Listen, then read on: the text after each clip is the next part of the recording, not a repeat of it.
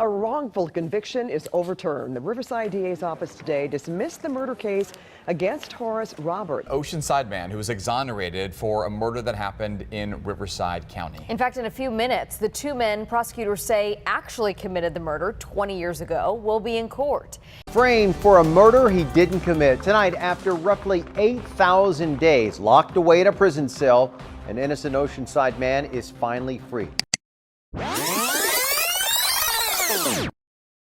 Who is Horace Roberts, and how did he get exonerated? Well, to understand that, we first have to learn about DNA, and how forensic scientists use it in criminal investigation. This is DNA. DNA stands for deoxyribonucleic acid, and you may have heard it be referenced as the blueprint of all living things, which isn't wrong. Every human has DNA, and each one is different. Since the 1980s, forensic scientists have been able to use DNA of suspects to accuse people in court, or in Horace Roberts' case, exonerate. Well, how do you get DNA from a suspect? There are a number of ways to do that, but first let's start with the crime scene. First, you document and photograph the evidence, then properly secure the evidence by placing it in a bag, close it, then label the bag and put a signature detailing who packaged it and the time it was packaged. If you're lucky, you might have collected DNA from the scene. DNA can be found in blood, skin cells, organs, muscles, bone, teeth, hair, saliva, mucus, fingernails, urine, and more. Other ways to collect DNA outside of the crime scene would be to call in individuals and ask them for any DNA samples that could be linked back to a crime.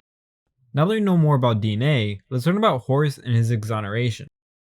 It's reported that Terry Cheeks' body was found on April 17, 1998, strangled to death in the rocks on the shore of Corona Lake.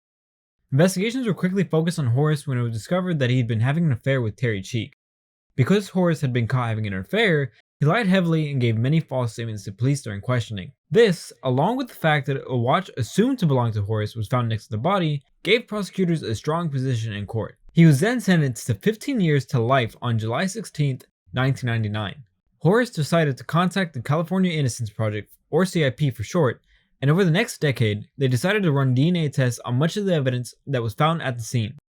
Tests were run on Terry's fingernails, the watch, and the rope used to strangle Terry. While no DNA was found on the rope, it was discovered that a fingernail did not belong to Terry, and that the watch did not in fact belong to Horace, but a family member who had equal possible motive. Now wait, you might be asking, how did they get enough DNA to identify a single guy from a watch? The answer? Polymerase chain reaction. It's like a printer, but for DNA. More DNA means more testing. More testing means more results. And the results were none other than Joaquin Leal. Now here's an explanation better than mine as to why this wasn't found sooner.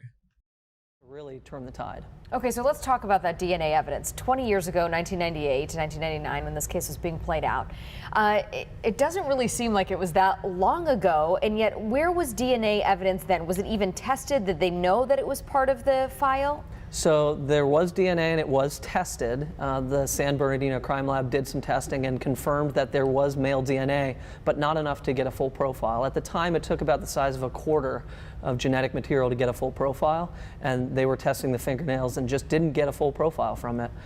Fast forward to where we are now, where microscopic amounts of DNA can develop a full profile for you, and that's what we got here. Googie Harris and Joaquin Leal were both charged with first-degree murder following their trial. Without the use of DNA in this case, two men would still be walking free while Horace remained in jail.